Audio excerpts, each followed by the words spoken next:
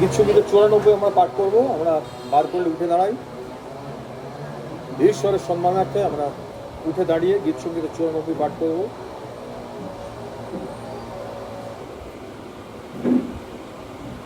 আর 902 পৃষ্ঠা বার করি সকলে, আমরা একসঙ্গে পড়ি।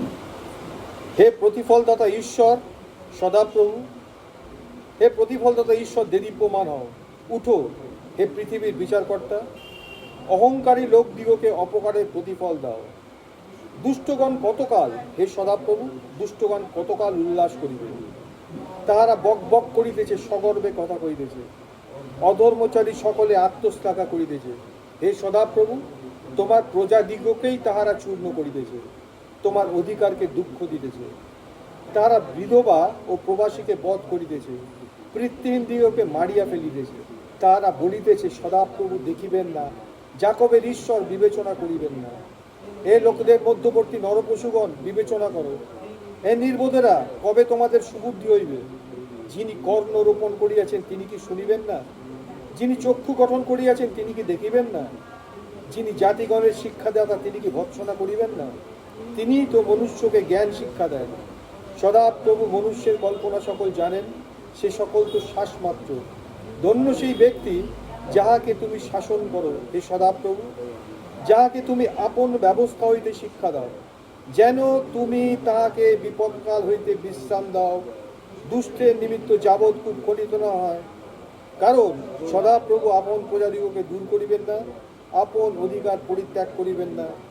রাজশাসন ফিরিয়া ধার্মিকতার কাছে আসিবে, সরল চিত্ত সকলে তাহার অনুগামী হইবে। কে আমার পক্ষ হইয়া দুরাচারগণের বিরুদ্ধে উঠিবে? কে আমার পক্ষে অধর্মচারীগণের বিরুদ্ধে দাঁড়াইবে? সদাপ্রভু যদি আমার সান্ত্বনা না করিতেন, আমার প্রাণ শীঘ্র নিঃশব্দ স্থানে বসতি করিত। যখন আমি বলিতাম, আমার চরণ বিচলিত হইল, তখন হে সদাপ্রভু, তোমার দয়া আমাকে সুস্থির রাখিত। আমার আন্তরিক ভাবনার বৃদ্ধিকালে তোমার দত্ত সান্ত্বনা আমার প্রাণকে আহ্লাদিত করে। দুষ্টতার সিংহাসন কি তোমার সখা হইতে পারে, যা বিধান দ্বারা উপদ্রব রচনা করে? তাহারা ধার্মিকের প্রাণের বিরুদ্ধে দল বাঁধে, নির্দোষের রক্তকে দোষী করে। কিন্তু সদাপ্রভু আমার উচ্চ দুর্গ হইয়াছেন, আমার ঈশ্বর আমার আশ্রয় শৈল হইয়াছেন। তিনি তাহাদের অধর্ম তাহাদেরই উপরে বর্তাইয়াছেন, তাহাদের দুষ্টতায় তাহাদেরকে উচ্ছিন্ন করিবেন। সদাপ্রভু আমাদের ঈশ্বর তাহাদেরকে উচ্ছিন্ন করিবেন। ঈশ্বর পঠিত বাক্যে আশীর্বাদ করুন। বসি আমরা। এখানে 12, 13 আর 14 পদ আমরা দেখলাম। ধন্য সেই ব্যক্তি যাহাকে তুমি শাসন করো, এই সদাপ্রভু। ব্লেসেড আর দোজ যারা ঈশ্বরের শাসন লাভ করে। তারপর বলছে, যেন তুমি তাহাকে বিপদকাল হইতে বিশ্রাম দাও, দুষ্টের নিমিত্ত যাবৎ কূপ খনিত না হয়। কারণ সদাপ্রভু আপন প্রজাদিগকে দূর করিবেন না, আপন অধিকার পরিত্যাগ করিবেন না। আজকের বিষয় প্রভু যিশুর শাসন, দ্য ডিসিপ্লিন অফ লর্ড। ইব্রিয় অর্থাৎ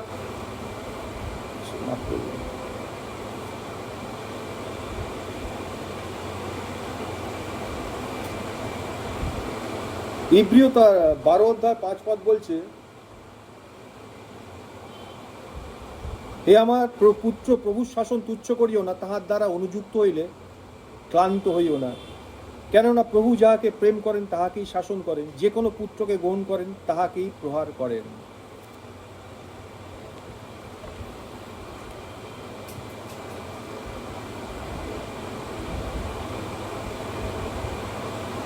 দশপদ বলছে, উহারা তো অল্প দিনের নিমিত্ত, উহাদের যেমন বিহিত বোধ হইত তেমনই শাসন করিতেন, কিন্তু ইনি, এই প্রথম উহারা হচ্ছে মাংসের পিতারা, পরে ইনি হচ্ছেন দ্য ফাদার অফ স্পিরিটস। ইনি হিতের নিমিত্তই করিতেছেন, যেন আমরা তাহার পবিত্রতার ভাগী হই।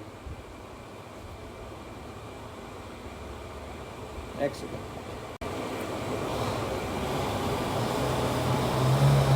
নতুন নিয়মের শাস্ত্র অনুযায়ী আমরা দেখতে পাই কি করে বিশ্বাসী, কি করে একজন খ্রিস্টান, কি করে একজন ঈশ্বরের লোক নিজেকে অশুচি করতে পারে। বা অশুচি হয়। কেন ঈশ্বরের শাসন, কেন প্রভু তার লোকদেরকে শাসন করে? কতগুলো জিনিস প্রভু আমাদের দেখাবেন। আজকে দ্বিতীয় রোববার, আমাদের প্রভুর বোঝ আছে, আমি চেষ্টা করবো সংক্ষেপে এটা আনার। দেখো, ইব্রিয় 12:5 আর 6 পদটা আমরা পড়লাম। এখানে পরিষ্কার আমরা দেখতে পেলাম ঈশ্বর তার শাসনের মোটিভটা কি, কেন তিনি শাসন করেন।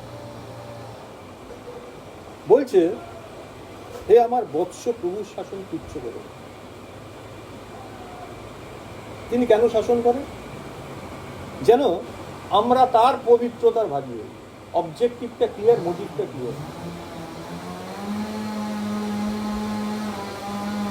যারা ঈশ্বরের শাসনের মধ্যে থাকে তারা হচ্ছেন ঈশ্বরের সন্তান, ঈশ্বরের পুত্রকন্যা। আমরা 5-6 পদ পড়লাম, দেখো 7 পদটা দেখো। কেননা পিতা যাহাকে শাসন না করেন এমন পুত্র কোথায়। কিন্তু 8 পদ, তোমাদের শাসন যদি না হয়, সকলেই তো তাহার ভাগী, তবে সুতরাং তোমরা জারজ পুত্র নয়। আমরা বাইবেলে কোথাও খুঁজে পাবো না যে ঈশ্বর অবিশ্বাসীদেরকে শাসন করে দিন। গোটা বাইবেলে তন্ন তন্ন করে খুঁজলে তুমি কোথাও দেখতে পাবে না ঈশ্বর অবিশ্বাসীদের শাসন করেছেন।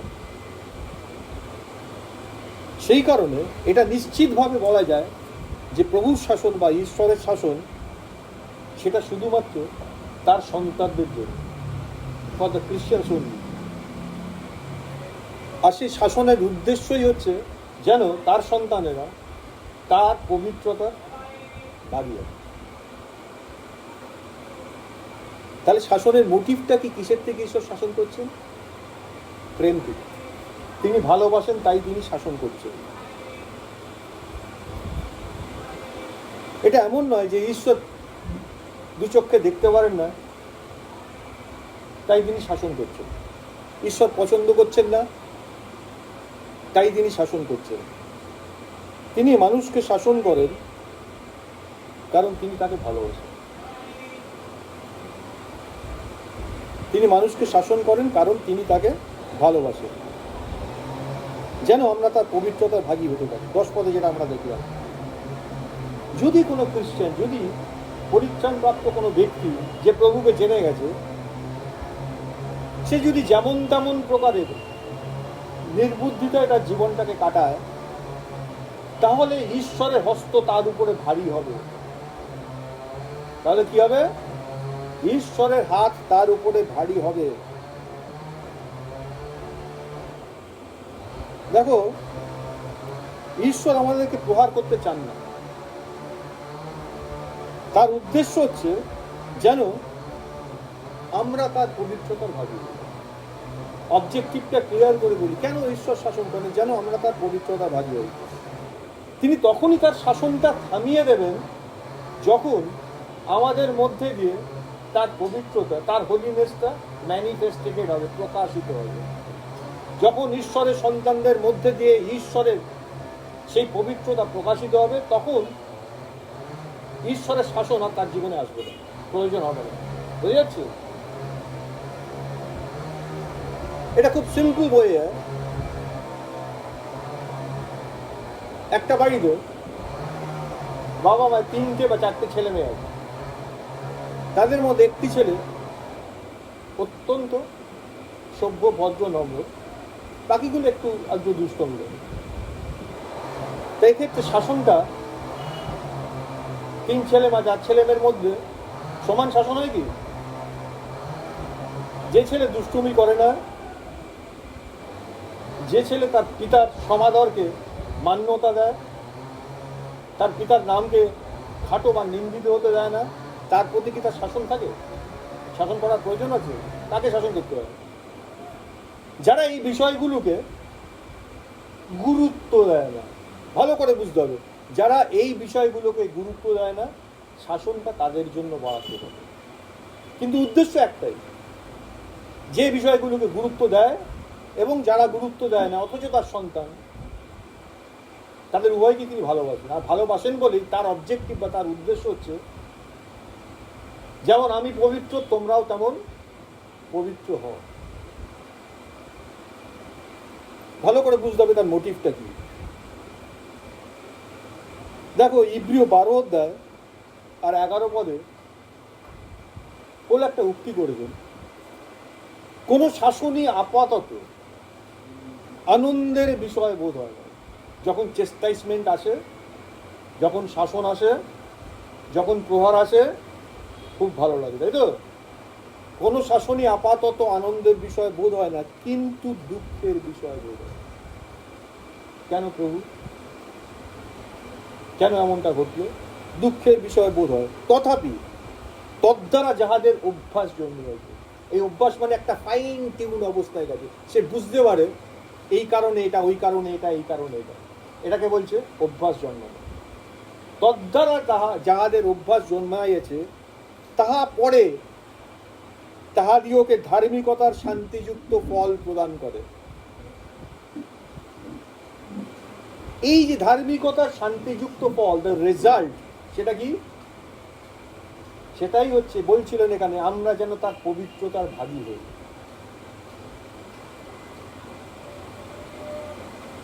এসো,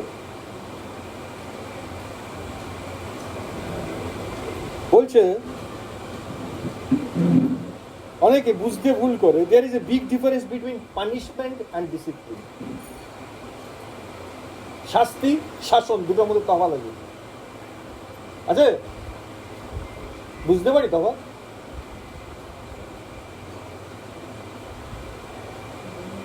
শাসনটাও তো শাস্তি।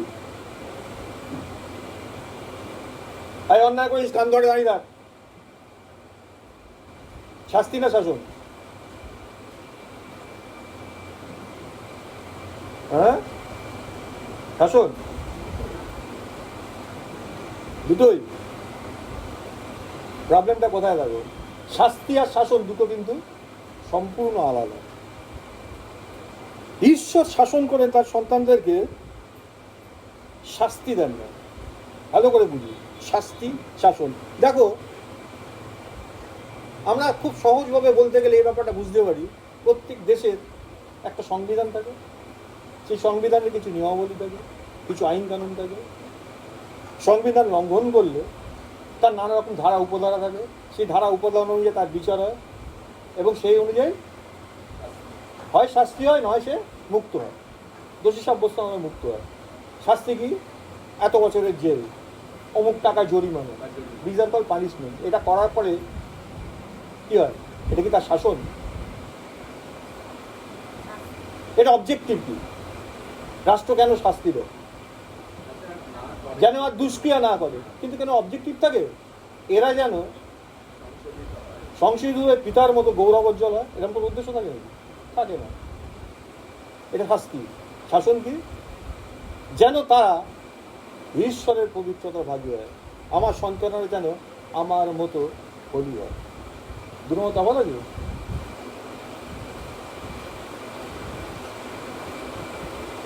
দেখো, শাস্তি একটা জিনিস, শাসন বা শৃঙ্খলা একটা জিনিস।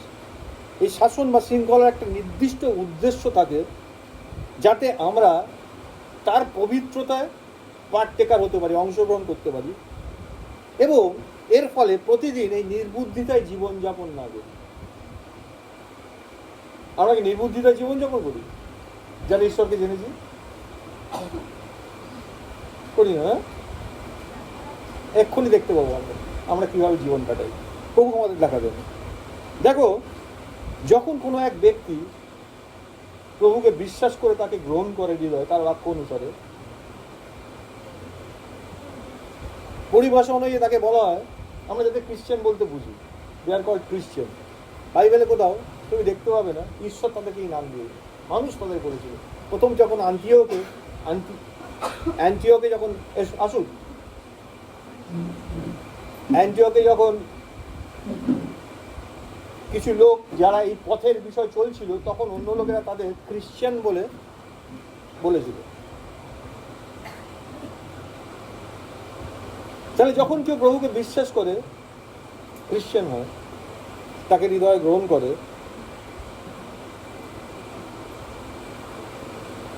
যদিও সে বাক্য বলছে কোনোদিন সে তার পরিত্রাণকে আর হারাবে না। ঈশ্বরের সঙ্গে মানুষের যে শত্রুতা ছিল, বিধিবদ্ধ হস্তলিখন ছিল, প্রভু যীশু খ্রিস্ট ক্রুশের ওপরে নিজের প্রাণের বিনিময়ে, নিজের রক্তের বিনিময়ে সেই এনিমিটি চিরকালের মতো শেষ করে দিয়েছে, ফরএভার। ঈশ্বর আর মানুষকে, ঈশ্বর মানুষকে আর শত্রু জ্ঞান করে, ঈশ্বরের সঙ্গে মিলন হয়ে গেছে। আর সেটা কি? ফরএভার, চিরকালের জন্য হয়ে গেছে। তাহলে কোনোদিন ঈশ্বর তাদেরকে অনন্ত নরকে আর পাঠাবে না। That is secret. কিন্তু কিন্তু কিন্তু কিন্তু আছে। কিন্তু তা সত্ত্বেও সে সিভিয়ার চেস্টাইসমেন্ট, প্রচন্ড প্রহার জীবনে লাভ করতে হবে। খ্রিস্টানের কথা বলছি। প্রচন্ড প্রহারের সম্মুখীন হতে পারে ঈশ্বরের থেকে। আমরা কখনই এটা বলতে পারি না যে একজন খ্রিস্টান সে যেহেতু প্রভুকে পেয়ে গেছে সুতরাং সে যেমন খুশি জীবন কাটাতে পারে, কারণ he or she has license to kill। Ticket পেয়ে গেছি তো, যা খুশি করা যায়, করা যাবে তো যা খুশি। হিতোপদেশ পড়ে দেখবে, হে যুবক, আহ্বান করে দেবে। পৃথিবীর অন্যতম শ্রেষ্ঠ জ্ঞানী ব্যক্তি তাকে বলছে, হে যুবক, তুমি তোমার যৌবনকালের অভিলাষ অনুসারে তোমার চোখে যা ভালো লাগে, তোমার কানে যা চাই তুমি করতে পারো, ইউ ক্যান ডু ইট। কিন্তু জানিও সদাপ্রভু এই সকল ধরে তোমাকে বিচারে। আমরা বাইবেল আমরা স্টাডি করছি, আমরা দেখছি দু রকম বিচার আছে। একটা হচ্ছে টোটাল ইউনিভার্সের জন্য বিচার, যেটা ঈশ্বরের সামনে হবে। আরেকটা বিচার হবে মিলেনিয়ামের বিচার, প্রভু যিশুর বিচার, 1000 বছরের বিচার। এই যে ঘটনাটা, যারা প্রভু যিশুকে বিশ্বাস করেছে তারা মৃত্যু থেকে জীবনে পার হয়ে গেছে, অর্থাৎ তাদের উপর সেকেন্ড ডেথ আর কাজ করে না, এটা সত্যি। কিন্তু তার মানে এই নয় তারা যা খুশি তাই করবে আর তারা পার পেয়ে যাবে। লেখা আছে তারা প্রচুর প্রহারে প্রহারিত হবে। প্রচুর কথাটা খুব মারাত্মক, বলছে না বাইবেল পরিষ্কার করে এই বিষয়টা আমাদের বলছে। যদিও একজন খ্রিস্টান পরিত্রাণ প্রাপ্ত হয়ে যায়, তারপরেও সে পরাজিত হতে পারে, পতিত হতে পারে। তা সত্ত্বেও সে কোনোদিন অনন্তকালের জন্য ধ্বংস হয়ে যাবে। সে তার অনন্ত জীবনকেও হারাবে না।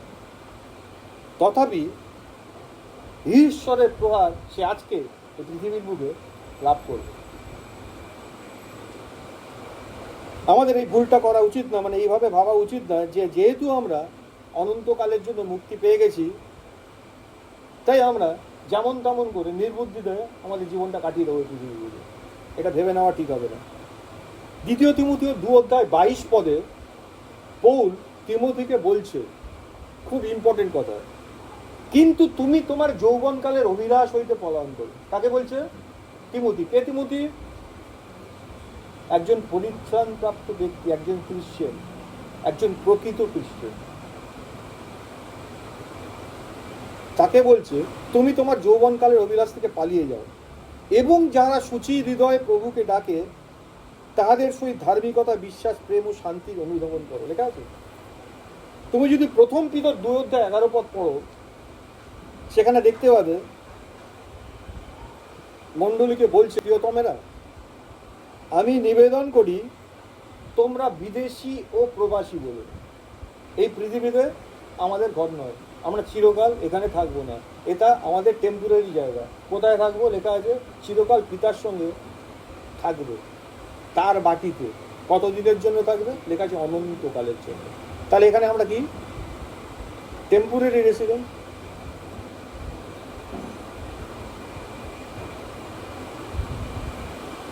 প্রিয়তমের আমি নিবেদন করি তোমরা বিদেশী ও প্রবাসী বলিয়া মানসিক অভিলাষ সকল হইতে নিবৃত, ফ্লেশলি ডিজায়ার। আমার অনেক কিছু করতে ইচ্ছা করে, সেগুলো থেকে থেমে যাও। কেন থেমে যাও? কারণ সেগুলি আত্মার বিরুদ্ধে যুদ্ধ করে। দে আর এনিমি অফ গড। আমরা ঈশ্বরের শত্রু না বন্ধু? হ্যাঁ, কি আমরা বন্ধু? বলছে মানসিক অভিলাষ সকলেতে নিবৃত হয়, কারণ সেগুলো আত্মার বিরুদ্ধে, ঈশ্বরের বিরুদ্ধে যুদ্ধ করে। আমরা ঈশ্বরের বন্ধু, আমাদের মধ্যে এমন জিনিস আছে যেগুলো ঈশ্বরের বিরুদ্ধে যুদ্ধ করে, কথা বলে না, ঈশ্বরের বিরুদ্ধে কথা বলে না, ঈশ্বরের অপমান করে না, ঈশ্বরের বিরুদ্ধে যুদ্ধ করে না। গাড়ি যুদ্ধ কাকে বলে জানো তো? রাশিয়া ইউক্রেন চলছে, ইসরায়েল গাজা চলছে, জানি তো যুদ্ধ কাকে বলে? যুদ্ধ করে এবার তোমার আমার মধ্যে আছে, বলছে। দেখো কেন শাসন করে, কেন? ঈশ্বর কেমন? বাইবেল কি বলছে? ঈশ্বর হচ্ছেন জ্যোতি, তার মধ্যে অন্ধকারে লেশ মাত্র। তার হোলিনেস, তার পবিত্রতা, তিনি এতটাই পবিত্র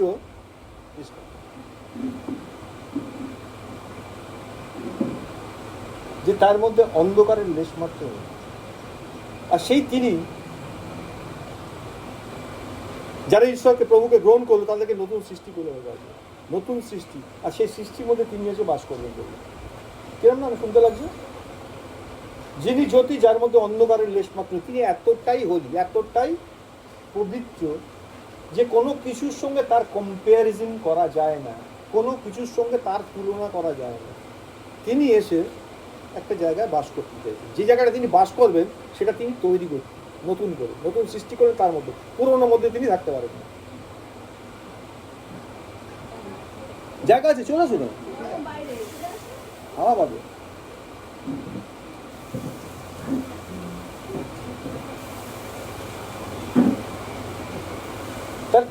তার মধ্যে অন্ধকারের লেশ মাত্র নেই।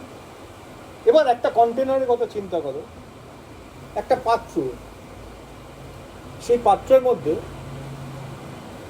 জল আছে, আর তুমি সেখানে তেলও রাখবে, ঝাঁকালে মিশবে তো? হ্যাঁ, মিশবে। কি হবে? ভাসবে, তেলটা উপরে ভাসবে, মিশবে না। তার মানে কি হচ্ছে? যুদ্ধ হচ্ছে তো, হচ্ছে না লড়াই? হ্যাঁ, তোমার কন্টেনারের মধ্যে তিনি তাঁর আত্মাকে তোমার মধ্যে বাস করতে দিয়েছেন। লেখা আছে তিনি কি মাৎসর্য নিমিত্ত স্নেহ করেন, তোমরা কি এটা বোঝো না? এইবারে যে আত্মাকে তিনি তোমার মধ্যে বাস করতে দিয়েছেন, সেই তুমি তোমার মধ্যে এমন জিনিস রেখেছ যেটা পবিত্রতা ঠিক বিপরীত। অসুচি জিনিস আছে, আর অসুচি জিনিসের মধ্যে তুমি সূচি জিনিসকে রেখেছ। রাধার উল্টো করে বলো, তিনি নতুন সৃষ্টি করে এসছেন, তার মধ্যে তিনি নিজেকে স্থাপন করেছেন, আর তুমি সেই জায়গাতে তোমার যে পুরনো জিনিসগুলোকে কিরম হচ্ছে তাহলে?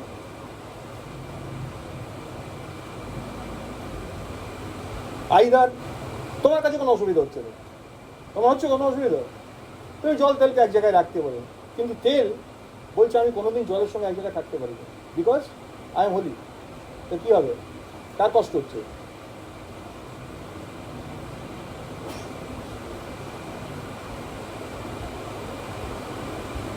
তখন কিছু একটা ঘটনা ঘটবে। আমরা বাইবেল থেকে দেখি কোন জিনিস খ্রিস্টানকে অসুচি করে।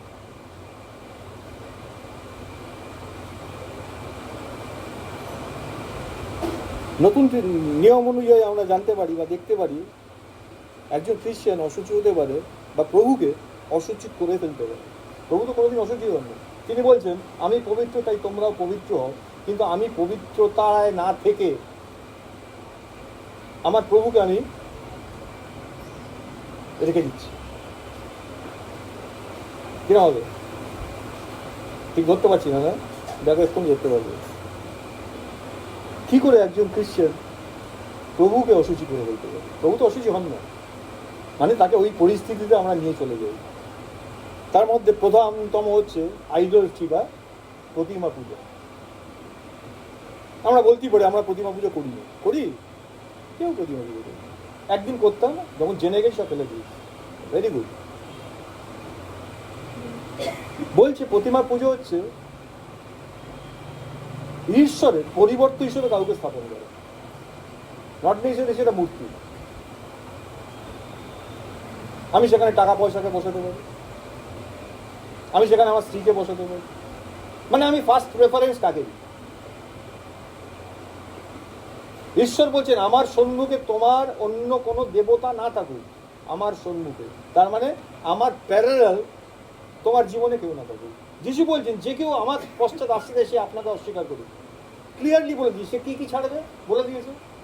সে আপন ক্রুশ তুলে নিক, সে পিতা মাতা সন্তান সন্ততি স্ত্রী স্বামী ভাই বোন এভরিথিংকে অপ্রিয় জ্ঞান করুক, ফাইনালি নিজ প্রাণকেও অপ্রিয় জ্ঞান করুক। তার মানে তিনি সবসময় ফার্স্ট প্রেফারেন্স ডিমান্ড করেন।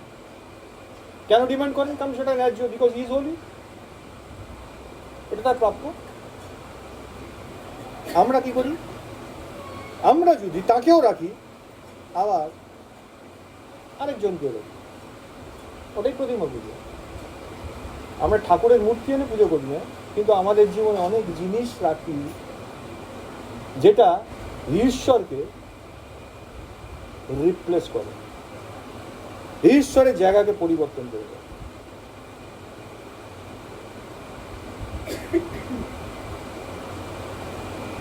তার মধ্যে কি কি থাকতে পারে? টাকা পয়সা, ধন সম্পত্তি, আমার স্ট্যাটাস। আমি আমার স্ট্যাটাসকে কম্প্রোমাইজ করবো না।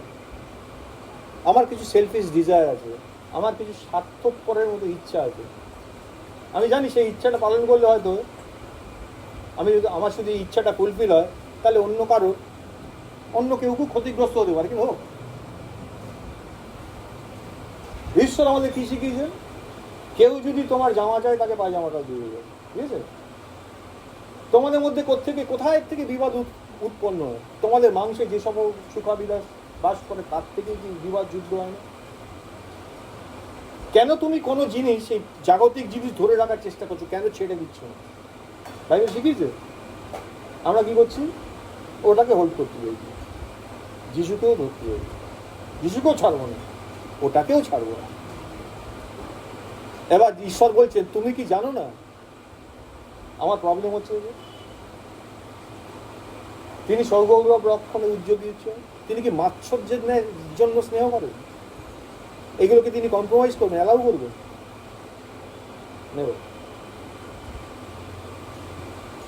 যখন ঈশ্বরের স্থানে আমরা কোনো কিছুকে রাখি, তখন ঈশ্বরের জন্য যে আত্মিক মন্দির স্থাপন করা হয় সেটা অসুচি হয়ে যায়। ঈশ্বরের চোখে সেটা ঘৃণার্য বস্তু। যখন সেই ঘৃণার্য বস্তু স্থাপন করা হবে যেই মন্দিরে তার থাকার কথা, সেখানে যখন অন্য কোনো বস্তু ঈশ্বরের চোখে ঘৃণার্য বস্তু, সেটা আমার ইচ্ছা, আমার টাকা, আমার রিলেশনশিপ, এনিথিং এলস, ঘৃণার্য বস্তু স্থাপন করা হয়, ইমিডিয়েটলি মন্দিরকে অসুচি করবে। তোমরা কি জানো না তোমরা ঈশ্বরের মন্দির? সেখানে যদি আমি রাখি, আমি ঈশ্বরকে অসুচি করি। ইচ্ছা অসুচি করে তো করে।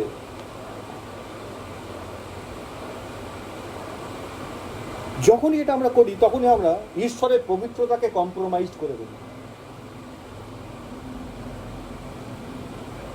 যেমন আমি পবিত্র, তেমনি তোমরাও পবিত্র হও, আমরা কম্প্রোমাইজ করি।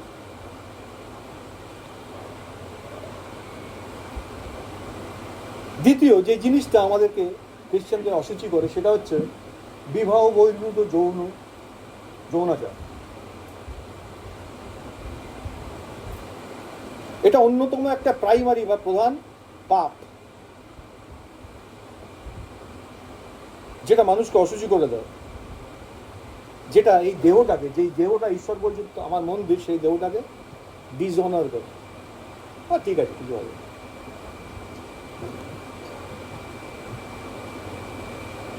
প্রথম করিন্থীয় 6:18-19 বলছে তোমরা ব্যভিচার হইতে পলায়ন করো।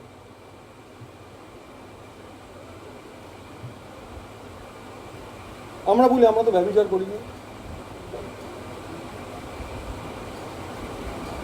রিয়েলিটিতে ফিজিক্যাল লেভেলে কোনো ব্যভিচার করিনি। এবার পরদত্ত উপদেশে যিশুর শিক্ষাটা স্মরণ করি, আমি কোনোদিন কারোর সঙ্গে ব্যভিচার করি।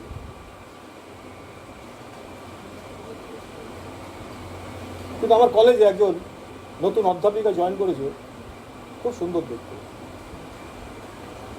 খুব সুন্দর কথা বলে। মাঝে মাঝে মনে হয় আমার বউটা যদি এরম হতো। আমার বউ আছে, ছেলেপুলে আছে, কি খারাপ কি চিন্তা করা? হ্যাঁ হ্যাঁ, মানে এর সঙ্গে যদি আমি জীবন কাটাতে পারতাম। আমার অতটা সাহস নেই যে আমি সংসারে থেকে এইসব গিয়ে করবো, অতটা দুঃসাহস আমার নেই, কিন্তু ইচ্ছা আছে।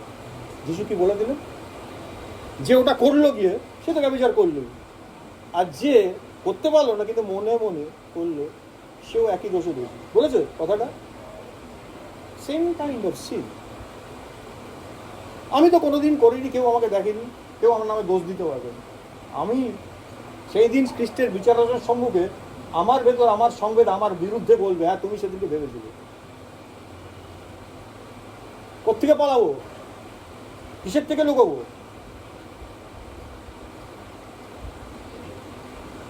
বলছে মনুষ্য অন্য যে কোনো পাপ করে তাহা তার দেহের বহির্ভূত, কিন্তু যে ব্যভিচার করে সে নিজ দেহের বিরুদ্ধে পাপ করে। অথবা তোমরা কি জানো যে তোমাদের দেহ পবিত্র আত্মার মন্দির, যিনি তোমাদের অন্তরে থাকেন, যাহাকে তোমরা ঈশ্বর হইতে প্রাপ্ত হইয়াছে? তাহলে তাকে আমি ভেতরে রেখে আমার এই দেহটাকে অপবিত্র করছি, হয় ফিজিক্যালি নয় চিন্তা দিয়ে, ডিফাইলমেন্ট, অসুচি করছি। করাপ্ট হার্ট, তৃতীয়, দুষ্ট হৃদয় বা মন্দ হৃদয়। দেখো, অসুচিতা করতেই আছে হৃদয় থেকে আছে। যিশু ফরিসীদের সঙ্গে যিশু যখন কথোপকথন হচ্ছিল, আপনার শিষ্যরা হাত ধুয়ে খায় না। রিচুয়ালস অনুযায়ী, রীতি এবং পরম্পরা অনুযায়ী যদি হাত ধুয়ে না খাই আমি অসুচি হই। আমরা যারা হিন্দু ফ্যামিলি থেকে এসেছি, আমাদের ব্যাকগ্রাউন্ডে আছে, এইটো হাতে খেতে খেতে বা ও হাতে বিছানায় বসে যাবে। তারপরে ভাত টাত জাতীয় জিনিস তো আরো ভয়ঙ্কর নয়, কি যে হয়ে যায় জানি না। একদিন ঠাকুমা বিছানায় বসে আমার ভাত খেতে বলেছিল, হাতে ভাত খেয়ে থালা নিয়ে বিছানায় বসে খাচ্ছিলাম। ব্যাস, বিছানার চাদর তোষক সব তুলে তাহলে তার একদম পিন্ডি ছটকে কিন্তু অসুচি হয়ে গেল। এনিওয়ে, তাহলে সূচি অসুচি একটা বিষয় থাকে, কোনো কিছু সংস্পর্শে এলে অসুচি হয়, তাই তো? যিশু বললেন হাত না ধুয়ে খেলে মানুষ অসুচি হয় না, কারণ আমরা যা খাই তা আমাদের মুখে যায়, মুখ থেকে পেট, ইন্টেস্টাইন, তারপরে বেরিয়ে চলে যায় আবার বাইরে, কোনোটাই আমার ভেতর থাকতে পারে না। কিন্তু মানুষের হৃদয় থেকে যা আসে তাই মানুষকে অসুচি করে। মানুষের হৃদয় থেকে কি আসে? বেশ্যাগমন, চৌর্য, নরহত্যা, ব্যভিচার, লোভ, দুষ্টতা, ছল, লম্পটতা, কুদৃষ্টি, নিন্দা, অভিমান ও মূর্খতা। এগুলো মানুষকে ডিফাইল করে, অসুচি করে।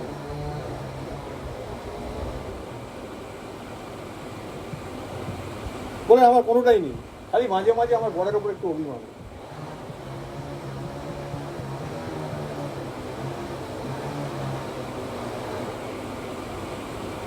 এখানে কি লিখেছে? অভিমান। এই সকল বন্ধ বিষয় বিধ হইতে বাইরে এবং মনুষ্যকে অসুচি করে। আমরা কি দিয়ে ঈশ্বরের মন্দিরকে অসুচি করি? বোঝা যাচ্ছে? চতুর্থত আরেকটা অন্যতম জিনিস হচ্ছে আনরিপেন্ট সিন।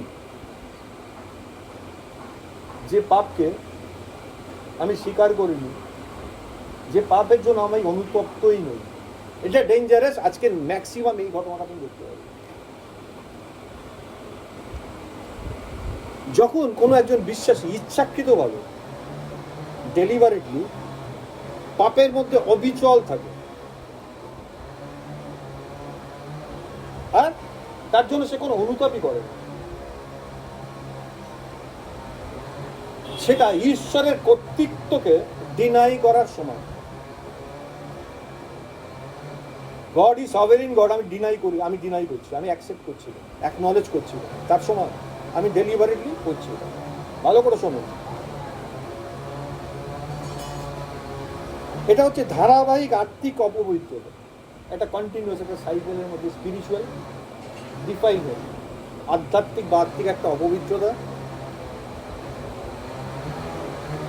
এর সঙ্গে আমার ঘনিষ্ঠতা আছে, আর যদি সেটা থাকে তাহলে ঈশ্বরের সঙ্গে আমার রিলেশনশিপ এবং আমার আত্মিক বৃদ্ধি ডেফিনেটলি বাধাপ্রাপ্ত হবে। একটু আগে বলছিলাম তেল আর জল, আমি ডেলিভারিটলি ঈশ্বরকে রেখে এগুলো চালিয়ে যাচ্ছি।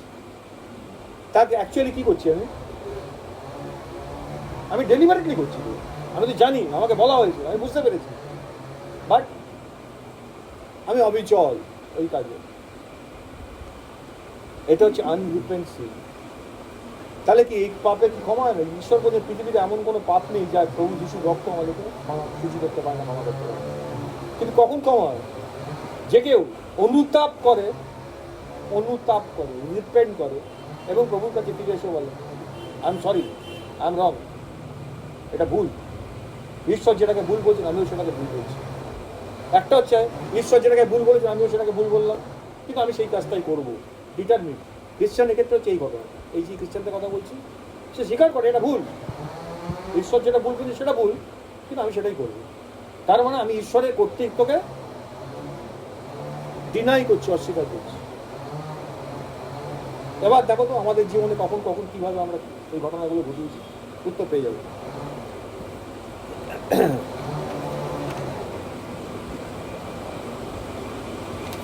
এই যে ঘটনাগুলো ঈশ্বর আমাদের দেখালেন, যদি কোনো খ্রিস্টান, যদি কোনো পরিত্রাণপ্রাপ্ত ব্যক্তি তার এই যে উদ্যোগ্য বাসনা, তার যেই কামনাগুলোকে, এইগুলোকে যদি বলগা দিয়ে না রিস্ট্রেইন করে, না ঠেকায়, না রাখে, এবং সে যদি অশিক্ষিতার মধ্যেই থাকে, পতিত হয়, আর যদি ঈশ্বরের পবিত্রতা ভাগী না হয়, তার মধ্যে না থাকে, তাহলে ঈশ্বর তার হাত বিস্তার করবেন, এবং সেই রকম ব্যক্তির ওপর ঈশ্বরের হাত ভারী হবে। ঘটনা ঘটবে কিছু, ঈশ্বর কি করবেন? শাস্তি দেবেন না, শাসন করবেন। একটাই অবজেক্টিভ, কারণ ভালোবাসে। যদি ওটা না করেন অনন্তকালের জন্য ধ্বংস হয়ে যাবে, ঈশ্বর চান না। তাই কি করবেন? হাতটা ভারী হবে। ভারী মানে এত ভারী হবে, বলছে পৃথিবীতে সব জাতির মধ্যে সবচেয়ে দুর্ভোগ ইহুদিদের আর খ্রিস্টানদের জন্য। সবচেয়ে ঝামেলায় কারা পড়ে? জগতের লোকরা পড়ে না। তারা আজ পড়ছে, কাল উঠে যাচ্ছে, ঠিকঠাক চলবে। কিন্তু ধারাবাহিকভাবে সমস্যায় কারা পড়ে? যারা সত্যকে জেনেছে, যাদের কাছে সত্য প্রকাশিত হয়েছে, তারা। শাসন তাদের জন্য। কেন? বাকিরা, তারা তো চিরকাল তাদের ডেস্টিনি ঠিক করা আছে, কোথায় চলে যাবে তারা, অনন্তকালের জন্য তারা ধ্বংস হয়ে যাবে। এরা কি হবে? এরা যাতে না হয় তার জন্য ঈশ্বরের শাসন উত্তর ভারী হবে। পারপাস একটাই, ঈশ্বর চান যেন আমরা তার পবিত্রতার ভাগী হই। আচ্ছা, ঈশ্বর কিভাবে তার শাসনকে আনেন জানেন? এই ধরনের ব্যক্তির ওপর ঈশ্বর যখন শাসন আনেন, তখন প্রথমে কখনো কখনো তিনি পরিস্থিতি এমন একটা সৃষ্টি করে দেন, এমন একটা পরিস্থিতি তাদের জীবনে অ্যালাউ করে দেন যে তারা নাকানি চোবানি খেতে পারে। সেই ধরনের ব্যক্তির ব্যক্তিগত যে স্বাস্থ্য, হেলথ, আমরা বলি না হেলথ ইজ ওয়েলথ, তার উপর রাখা দেন। একটার পর একটা সিভিয়ারিটি লেগেই যাচ্ছে। আজকে এই টেস্ট করে ধরা পড়েছে, ওটা ট্রিটমেন্ট চলতে চলতে টাক করে আরেকটা ধরা পড়ছে। আমি জগতের লোকের কথা বলছি না, খ্রিস্টানদের কথা বলছি। সেটার থেকে আরেকটা সিভিয়ার চলছে জীবনের উপরে। বলে বাবা, এ আবার কি শুনলাম, কি খ্রিস্টান হলে, প্রভুর কাছে এলে রোগ শোক সব দূরে পালায়। এ তো উল্টো শুনছি। ঈশ্বর তার হাতকে প্রসারিত করে তার উপর আঘাত আনেন। সেই যে ভবিষ্যৎ পরিকল্পনাগুলো করে রেখেছিল, যে এরপরে এই টাকাটা ম্যাচিউর করলে ওটা ওখানে খাটাবো, তারপর ওইটা থাকবে, ওই বাড়িটা বানাবো, ওই জমিটা বেঁচে ওখানে ওটা করবো, তো প্ল্যান করো, সব ঠিকঠাক করা আছে না। এবার ওই প্ল্যানগুলোর গোড়ায় ঈশ্বর বাড়ি মারবেন। যা যা করেছিল, যা যা ভেবেছিল, সব উল্টে পাল্টে যাচ্ছে, একটাও ঘটছে না, জীবনে ম্যাসাকার হয়ে যাচ্ছে। সে ধরনের ব্যক্তি তার পরিবার থেকে সমস্যার সম্মুখীন হতে পারে। যাদের জন্য এত কিছু করছে, সেখান থেকে তার বিরুদ্ধাচরণ শুরু হয়ে যাবে। সে এক্সপিরিয়েন্স করতে পারে এমন সিভিয়ার ইলনেস, এমন অসুস্থতা, যার থেকে সে কিছুতেই বেরোতে পারছে না। তার জীবনে যত দুর্ভাগ্য এসে জুটেছে, সে যা কিছু করে সবাই দিয়ে ব্যর্থ হয়। আমি খ্রিস্টানের কথা বলছি, ভেবে দেখো প্রভুকে নিলে কি হবে। তার থেকে যেমন ছিলাম ভালোই ছিলাম না, না কি?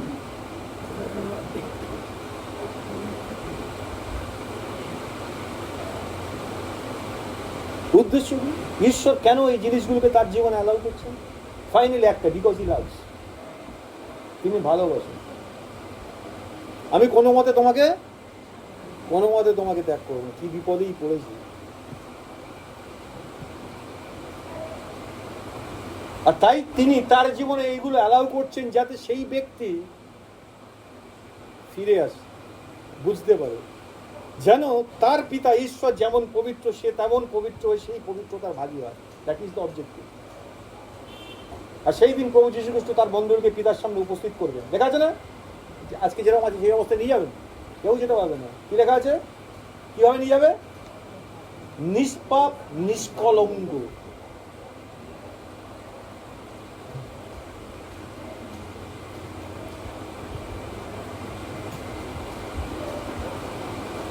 অনেকে বলে একবার খ্রিস্টান হয়ে গেলে কোনো ঝামেলা নেই। আমি বলি পৃথিবীতে সবচেয়ে বেশি ঝামেলা খ্রিস্টান বলে। যিশু বললেন লাঙলে হাত দিয়ে কেউ পেছন ফিরে তাকায়। যদি কোনো কাজ শুরু করবে বলে প্ল্যান করেছো, বাড়ি বলবে বলে, যিশু বলছেন নির্মাণ করার আগে ভেবে নাও how much price you have to pay for this, তোমাকে কি মূল্য দিতে হবে, তারপরে ভেবে চিনতে সিদ্ধান্ত নাও। সেই ব্যক্তির মধ্যে থেকে যিশু সেই ভূতটাকে বার করে দিয়েছিল, আর সে সুস্থ হয়ে ভালো জীবনযাপন করছিল।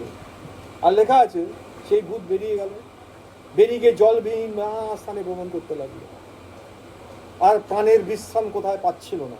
তারপর তার মনে হলো যাই ফিরে যাই, যে বাড়িতে ছিলাম গিয়ে দেখি তো, ওখান থেকে তো বার করে দিয়েছে, অনেকদিন হয়ে গেছে, গিয়ে দেখি না উকি ঝুঁকি মধ্যে দেখছি আরে একদম ঝকঝকে টকটকে দারুণ ক্লিন হয়েছে। বলে বাহ, আর বাধা দেওয়ারও কেউ নেই সেরকম।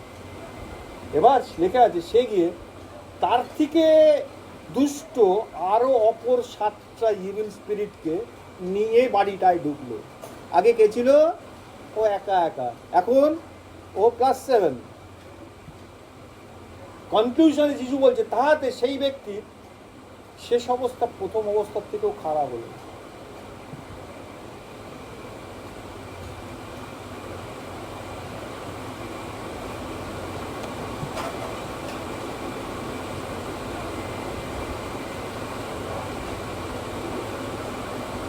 ঈশ্বর আমাদেরকে শাসন করেন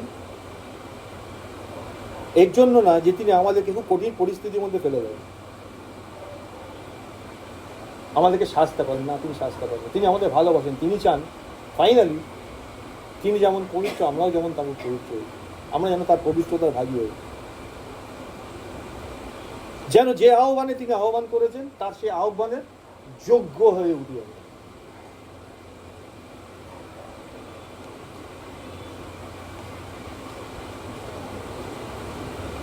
কতগুলো এক্সাম্পল বাইবেল থেকে দেখি ঈশ্বরের লোকদের উপরে ঈশ্বরের শাসক। নাম্বার 1, আজ সকালেই পড়ছিলাম, অনেকগুলো আছে বাইবেলে। আজকে যাদের আসার কথা আছে বলেছিলাম গিডিয়ন ইন্টারন্যাশনাল আসবে, গিডিয়ন সানডে হিসেবে দিনটা পালিয়ে দেওয়া হবে। আমরা যখন প্রথম বিশ্বাস করেছিলাম, করেছিলাম, কেউ তো আমাদের একটা বাইবেল উপহার দিয়েছিল না? হ্যাঁ, পছন্দ ছিল আমাদের থেকে, তাই না? আচ্ছা, ওটা কি বিনামূল্যে হয়েছে? কাউকে কিনতে হয়েছে, কাউকে ওর জন্য দাম দিতে হয়েছে, তাই না? এইরকম অনেকগুলো অর্গানাইজেশন আছে, তাদের মধ্যে অন্যতম গিডিয়ন অর্গানাইজেশন যারা ISB বাইবেলটা ছাপে, ইন্টারন্যাশনাল স্ট্যান্ডার্ড ভার্সন বাইবেল ছাপে এবং বিনামূল্যে সরবরাহ করে ঈশ্বরের বাক্য প্রচারের জন্য। তারা আসবে, আজকে আমাদের যা অফারিং কালেক্ট হবে আমরা ওদেরকে তুলে দেবো। মানে ঈশ্বরের রাজ্যের জন্য আমাদের কিছু তো করা উচিত, এটা যদিও কিছু না। তারা আসবে, তাদের সম্বন্ধে কিছু হয়তো বলবে। এনিওয়ে,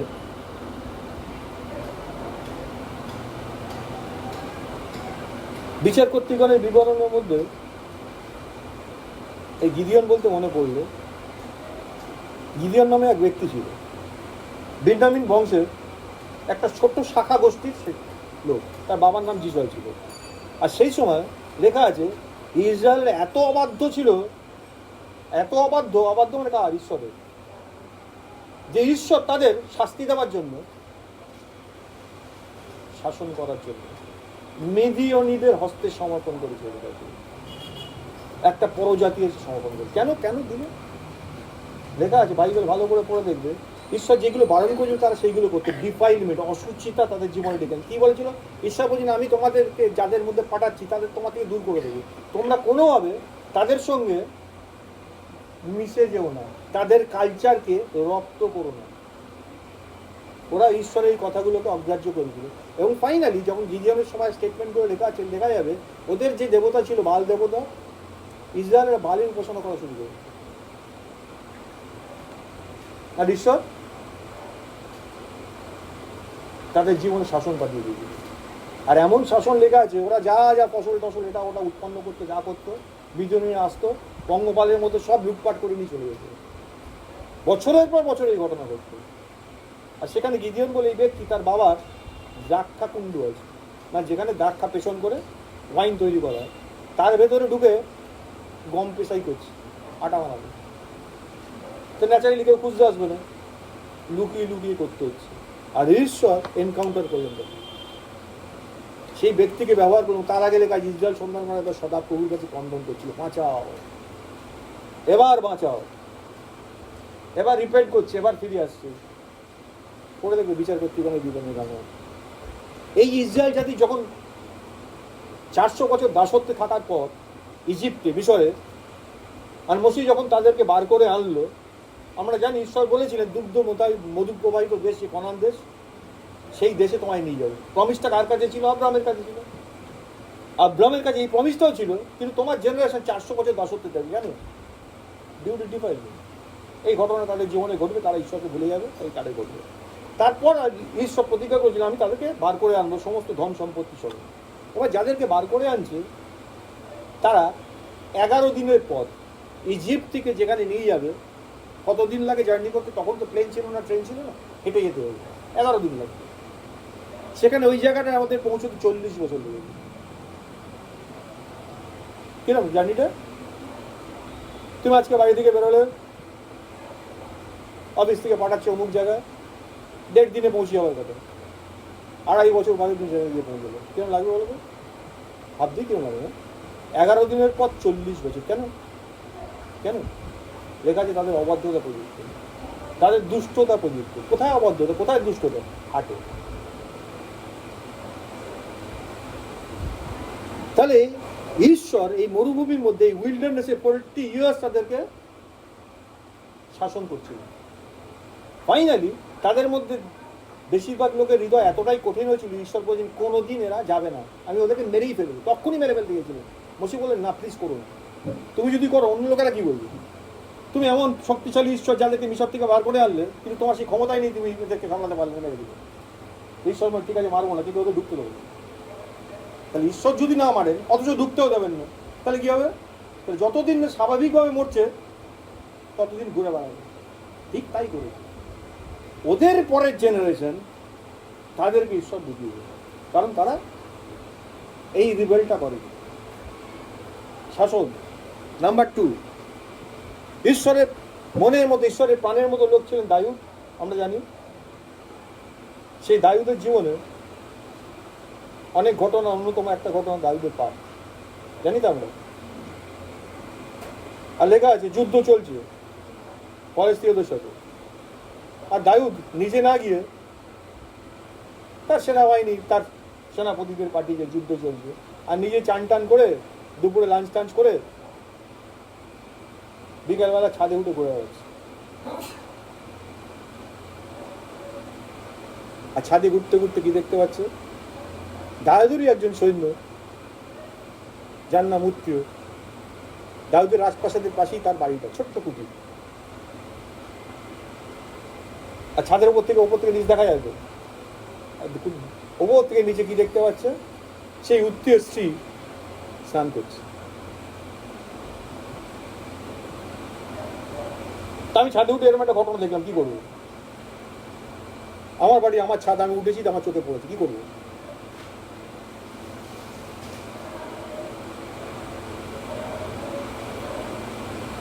বলো কি করবো? হ্যাঁ, ও বলছে নেমে আসবে।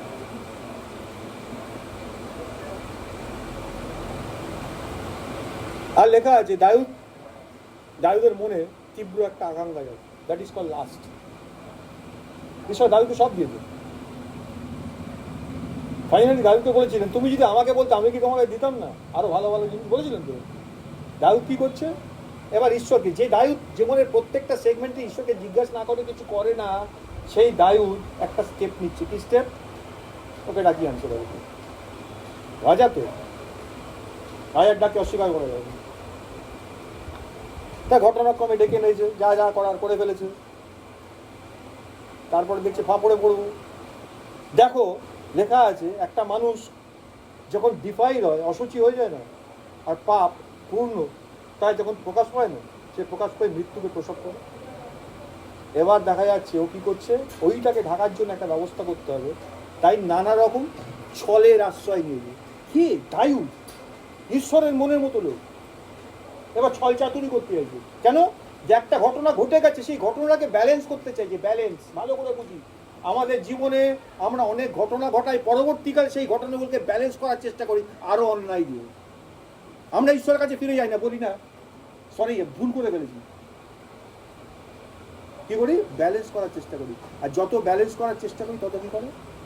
আরো দুর্ঘটনা ঘটায়, নির্দোষে রক্তপাত করায়, তাই না? ফাইনালি সব ঘটনা ঘটে গেল। দাউদ ভাবলো সেটেল করে দিয়েছে। এবার শাস্ত্র অনুসারে কি হয়েছে, একজন বিধবা, আমি তাকে বিয়ে করতেই যাই। এবার ডেকে এনে পাবলিকলি তাকে বিয়ে করে ফেলে। আর লেখা আছে ঈশ্বর স্ট্রাইক করলেন, তার লোককে পাঠিয়ে দিয়েছিলেন। স্ট্রাইক করলেন, ছেলেটাকে মেরে দিলেন, বাচ্চাটাকে।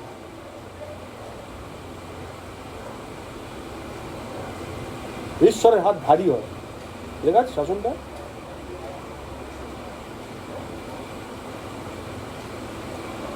পরবর্তীকালে নতুন নিয়মে যদি যখন তুমি করিন্থীয়দের চার্চে তুমি দেখতে পাবে, আজকে প্রভুর ভোজ আছে, প্রভুর ভোজের বিষয়ে পরিশিক্ষা দিচ্ছি।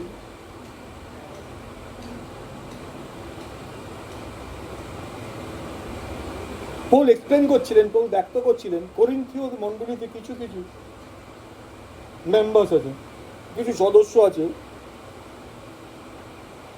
যারা অসুস্থতা থেকে সুস্থ হতে পারছে না। আমরা জানি বাইবেলে ঈশ্বর বলছেন, সেই ফৈনিকীয় গ্রিক যে মহিলা এসেছিল পরজাতি যিশুর কাছে, কি না নিজের মেয়ের আরোগ্যতা চাইতে এসেছিল। যিশু বলছিলেন সন্তানদের খাদ্য কুকুরদের সামনে দেওয়া যায় না। অর্থাৎ ব্রেড অফ চিলড্রেন মানে হিলিং, সুস্থতা ঈশ্বরের সন্তানদের অধিকার। ঈশ্বরের সন্তান অসুস্থ থাকে না, সুস্থতা অর্জন করা, পাওয়া তাদের অধিকার, দয়া নয়। কেউ দয়া করে সুস্থ দেন না, ঈশ্বর এটা অধিকার। দে গেইন বাই ডিফল্ট। হয়ে আছে বাক্যটা ভালো করে শুনি। আর বলছে খ্রিস্টানরা দীর্ঘদিন ধরে অসুস্থ হয়ে পড়ে রয়েছে। কন্ট্রাডিক্ট করছেন ঈশ্বরের বাক্যটা। কেউ কেন ঈশ্বরের কাছে গিয়ে প্রশ্ন করে না, প্রভু এটা তো হওয়ার কথা না, এটা কেন হচ্ছে?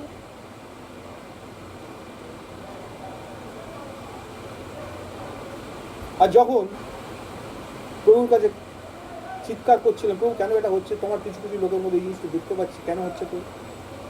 তো এইটা দেখিয়ে দিলেন। আজকে এই বিষয়টা হওয়ার কথাই ছিল না, আজকে একটা অন্য বিষয় সাবজেক্ট ছিল, প্রভু এইটা দেখিয়ে দিলেন। They make them define. তারা জানি না, তারা নিজেদেরকে অসুচি করে দেবে। তারা কিসে অসুচি হয় তারা কেউই পাচ্ছেন। তারা বলছেন না এটা করা যায়, এটা কিছু নেই, এটা এমন কিছু নেই। করিন্থীয় মণ্ডলীকে পৌল বলছেন যে তাদের মধ্যে অনেক লোক পীড়িত আছে, কেউ কেউ নিদ্রাগত হচ্ছে, মারা যাচ্ছে। মণ্ডলীতে চাচ্ছে হয় পড়ি জায়গাটা, প্রথম করিন্থীয় 11:26-32। যীশু খ্রিস্ট শিষ্যদের একটা কমিশন দিয়ে গেলেন, শিখিয়ে গেছিলেন যে তোমরা যখন একত্রিত হবে আমার নামে, তখন আমার উদ্দেশ্যে তোমরা ভোজ নেবে, আর সেই ভোজটা অ্যাকচুয়ালি আমাকে খাবে। পৌল বলছেন কারণ যতবার তোমরা এই রুটি ভোজন করো এবং এই পানপাত্রে প্রাণ করো, ততবার প্রভুর মৃত্যু প্রচার করিয়া থাকো, যে পর্যন্ত তিনি না আইসেন। এই তিনি না আইসেন মানে তার সেকেন্ড কামিং এর কথা বলছে। প্রভু দ্বিতীয়বার আগমন হয়ে গেলে এই প্রভুর বসটা আর প্রয়োজন হবে না, তখন প্রভু নিজে আমাদের সঙ্গে থাকবেন, সে বোঝে, তার মেজে আমাদের বসাবে, তাকে স্মরণে আমাদের করতে হবে না, ঠিক আছে।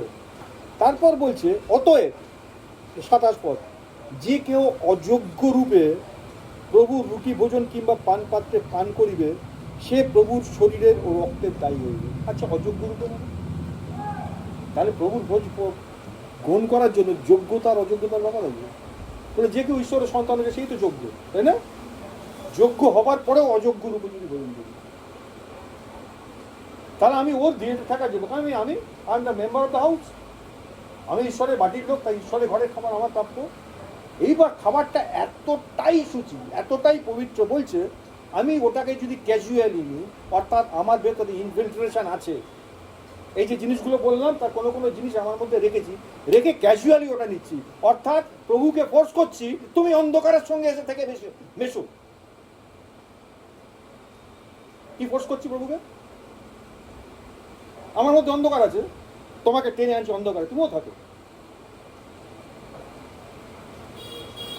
এটা হচ্ছে অযোগ্য রূপ। খ্রিস্টানদের মধ্যে ভুল নেই, অন্যায় নেই, 100বার আছে, কিন্তু খ্রিস্টানরা ডেলিভারিটি ভুল করেন না। জনের চিঠিগুলো পড়া দেখবো, জন ক্লিয়ারলি অ্যাডভাইস করছে, যদি বলি আমরা পাপ করিনি তো আমি মিথ্যা কথা বলি। যতক্ষণ এই মাংস দেহে থাকি ততক্ষণ বিপদে পড়ার সম্ভাবনা আছে, নানা রকম কারণে বিপদে পড়ি, ঈশ্বরের মধ্যে আমাদের প্রিপেয়ার করে। কিন্তু আমি বিপদে পড়ে কি ওই অবস্থায় পড়ে থাকি না, ইমিডিয়েট কন্দন করে উঠি, প্রভু সরি, কি করে ফেললাম। আর তৎক্ষণাৎ লেখা আছে যিশুর রক্ত আমাদেরকে সমস্ত পাপ থেকে শুদ্ধ করে। আমরা যোগ্য থাকি, আমরা পবিত্র থাকি, কোনো অসুবিধা থাকে না। কিন্তু একটু আগে বলছিলাম সে করে আর পরোয়াই করে না, আর কি করে, দুটো মত তফাৎ বুঝতে পারছি।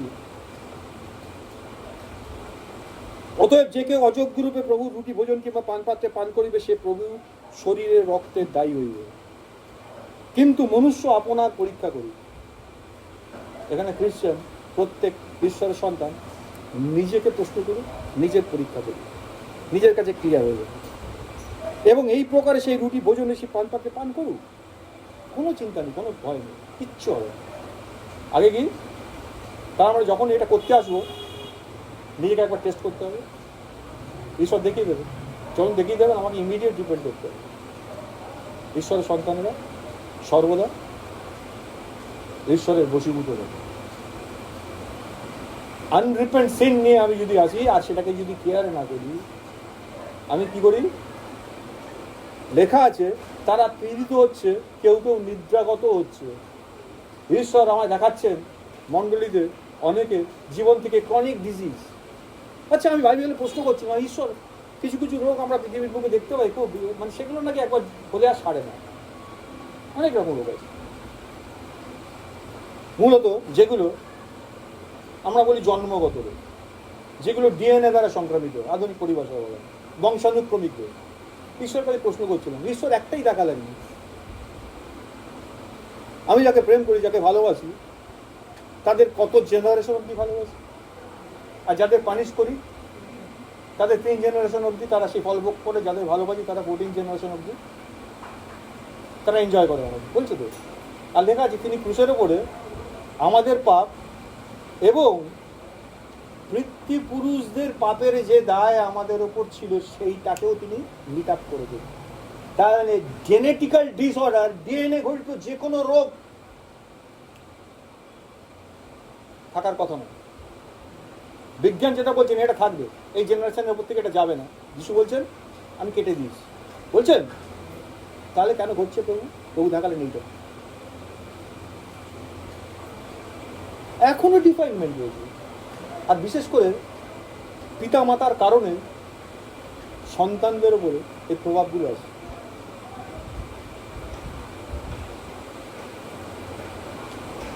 দেখো কি বলছে, কেননা যে ব্যক্তি ভোজন ও পান করে সে যদি তার শরীর না চেনে, তবে সে আপনার বিচারাজ্ঞা ভোজন পান করে।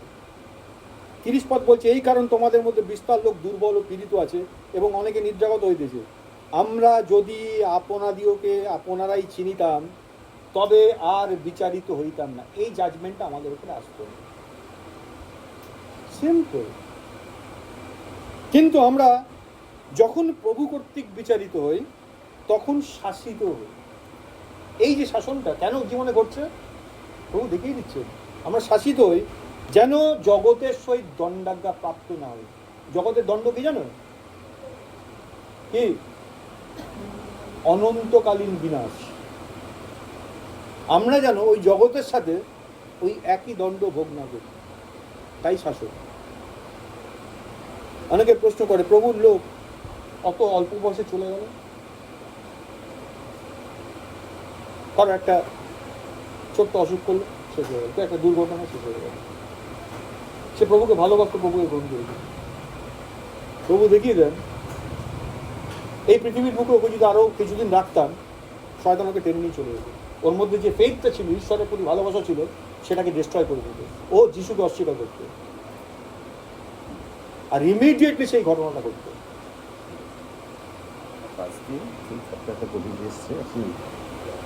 তাই প্রভু তাকে তুলে নিয়েছে। তাহলে তাকে তুলে নিয়ে কোথায় রাখা হয়েছে? প্রিজার্ভ করা হয়েছে। সমস্ত আত্মাদেরকে এখানে রাখা হয় যেন প্রভু তাদেরকে পুনরুত্থিত করবেন এবং তাদেরকে পিতার রাজ্যে নিয়ে যাবেন। ঠিক আছে? কিন্তু ওই ব্যক্তিকে যদি বাঁচিয়ে রেখে দিতেন তাহলে হয়তো আরো 25 বছর বাঁচত এই পৃথিবীর বুকে, কিন্তু অনন্তকালের জন্য ধ্বংসে চলে যেত। আমরা বুঝি না ঈশ্বরের বিষয়। আর ঈশ্বরের লোকদের জীবনে এগুলো আসার কথা নয়। কেন আসে? প্রথমে বড়রা দায়ী, আমাদেরকে বুঝতে হবে। যিশু কি বললেন? আমি যেমন পবিত্র তেমনি তোমরাও পবিত্র হও। আরেকটা কথা যিশু বললেন, তাদের জন্য আমি নিজেকে পবিত্র রাখি। বলছে আচ্ছা যিশুকে আমাদের প্রভু, আমাদের মাস্টার, আমাদের লর্ড। তাহলে আমাদের জন্য, অর্থাৎ তার সাবঅর্ডিনেটের জন্য তিনি নিজেকে ওই লেভেলে রাখছেন, ওই জায়গা ওটা মেনটেন করছেন। আমরা কি আমাদের পরের জেনারেশন, আমাদের সন্তান সন্ততিদের জন্য আমরা কি আমাদের লেভেলটা মেনটেন করি? আমরা কম্প্রোমাইজ করি? খুব ভালো করে বুঝে দেখি। অথচ আমরা বলি আমরা আমাদের সন্তানদের ভালোবাসি। আমরা বলি না? হ্যাঁ, আমরা সন্তানদের ভালোবাসি তো। তাহলে এই দুটো ভালোবাসার তফাৎ দেখতে পাচ্ছ? ঈশ্বর কিরকম ভালোবাসেন, আমরা কিরকম ভালোবাসি। আমরা কি প্রকৃতিই ভালোবাসি নাকি আমাদের সন্তানদের? যদি ভালোবাসতাম কি করতাম? নিজেদেরকে, ওরা যেন ভালো থাকে তাই নিজেদেরকে পবিত্র রাখতাম, যেমন যিশু বলছিলেন আমি নিজেকে পবিত্র রাখি। তাহলে পবিত্র রাখার একটা পার্ট আছে, আমাদেরকে ইনিশিয়েট করতে হবে। প্রভু করে দেবেন না এটা। প্রভু কি করে দিয়েছেন? অনন্ত মুক্তির ব্যবস্থা করে দিয়েছেন। তিনি সম্পূর্ণ পরিত্রাণের প্যাকেজ আমাদের জন্য দিয়ে দিয়েছেন। এবার আমাদের পার্ট কি? তার গ্লোরি, তার সেই মহিমা আমাদের মধ্যে দিয়ে যেন প্রকাশ পায়। আর বাইবেল বলছে আর সমস্ত সৃষ্টির ঐকান্তিক প্রতিজ্ঞা, এন্টায়ার ক্রিয়েচার, ঈশ্বর যারা সৃষ্টি করে, শুধু মানুষ নয়, শুধু পৃথিবী না, গোটা ইউনিভার্স, বিলিয়ন্স অফ এঞ্জেলস, জানি না আর কোন গ্রহে কি কি প্রাণী ঈশ্বর বানিয়ে রেখেছেন। বলছে সমগ্র ক্রিয়েচার, সমস্ত সৃষ্টি ঐকান্তিক প্রতীক্ষা, ঈশ্বরের পুত্রদের প্রকাশ প্রাপ্তির অপেক্ষা। তারা তাকিয়ে বসে আছে কখন যিশুর মতো সব এক একটা করে বেরিয়ে আসবে।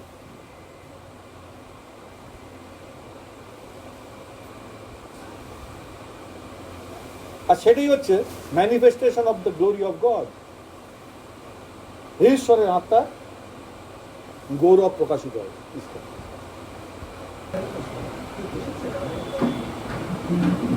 এনিওয়ে আমরা শেষ করব। আমরা ধন্যবাদ দিই আমাদের মধ্যে যে ভাইদের কথা বলছিলাম তারা উপস্থিত হতে পেরেছেন। আমাদের প্রভুর ভোজ আছে, আমরা তার জন্য প্রস্তুতি নিই, প্রার্থনা করি। মঙ্গলনাথ প্রভু তোমার ধন্যবাদ দিই, তোমারই গৌরব করি, তোমার প্রশংসা করি। আর একবার প্রভু তুমি সুযোগ করে দিয়েছ আমরা যেন তোমার দের সেই সহভাগিতার মধ্যে আবার প্রবেশ করতে পারি। আর এর মধ্যে দিয়ে আমাদের মধ্যে তোমার উপাদানগুলোকে তুমি দেবে প্রভু, তুমি চেয়েছো আমরা যেন যখন আসবো তোমার কাছে তোমার ভোজের জন্য একত্রিত হবো, আমরা যেন তোমার দেহকে চিনি প্রভু, যেন জানতে পারি আমরা প্রত্যেকে পরস্পর অঙ্গ প্রত্যঙ্গ। হ্যাঁ প্রভু, এই বিষয়ে আমাদেরকে বুঝতে সাহায্য করো। আর তুমি বলেছো যেভাবে তুমি যেমন পবিত্র আমরাও যেমন তেমন পবিত্র হই, তোমার সেই পবিত্রতার ভাগই আমাদেরকে করো প্রভু। আজকে তুমি তোমার বাক্যের মধ্যে দিয়ে আমাদেরকে আরও একবার চেতন করলে প্রভু, আমাদেরকে দেখতে দিলে প্রভু কীভাবে আমরা তোমার সেই মন্দিরকে আমাদের এই দেহকে অসুচি করে ফেলি প্রভু। এর থেকে তুমি আমাদেরকে বেরোবার পথও বলে দিয়েছো প্রভু। যদি আমরা আপন আপন পাপ স্বীকার করি, তুমি আমাদেরকে এই সমস্ত কিছু থেকে মুক্ত করো, কারণ তোমার রক্ত আমাদের সমস্ত পাপ থেকে শুচি করে। তাই প্রভু, আরও একবার যখন তোমার ভোজের জন্য আমরা একত্রিত হয়েছি, এই পবিত্র রক্ত আমাদেরকে সূচি করো, স্পর্শ করো, আমাদের হৃদয়ের সমস্ত যে মন্দ বিষয়গুলো আছে সেগুলোকে প্রকাশ করে দাও প্রভু। তোমার আলোতে আলোকিত করো, আর যা কিছু আলোতে আসে তার মধ্যে থেকে অন্ধকার কেটে যায় প্রভু। আমাদের সমস্ত অযোগ্যতা, আমাদের অপরাধ তোমার রক্ত দিয়ে হয়ে দাও, আমরা যেন যোগ্য হয়ে যোগ্য রূপে তোমার এই ভোজে অংশ নিতে পারি, এবং এর দ্বারা আমাদের মধ্যে দিয়ে যেন তোমার মহিমা প্রকাশিত হয়। সমস্ত গৌরব তোমায় দিই, প্রার্থনা যিশু নামে চাই, আমেন।